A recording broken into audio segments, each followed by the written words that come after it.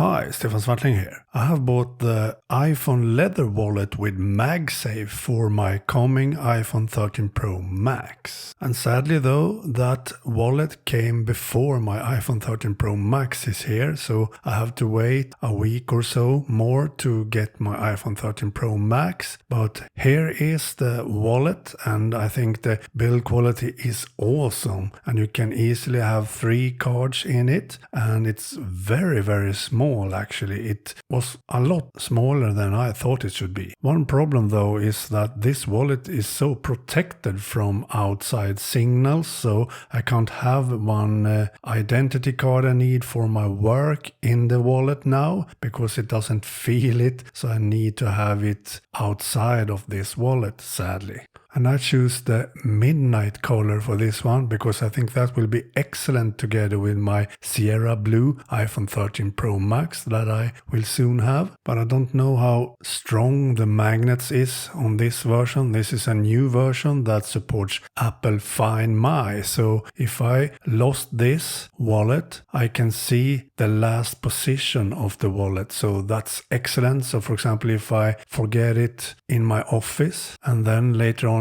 notice that I don't have it with me, I can check that it is still in my office in the Find My app. That's an excellent feature, I think, but it has a very high price and I'm not sure it's worth it actually. It costs 800 Swedish crowns here in Sweden, and that's a lot of money for a wallet, but it's Apple, you know, and they make good products with excellent quality and excellent features. So I can hardly wait for my iPhone 13 Pro Max so I can test this wallet out on that phone. So this was a short video just telling you that I have got my iPhone leather wallet with MagSafe from Apple. I bought it from the Apple store online. Okay, bye.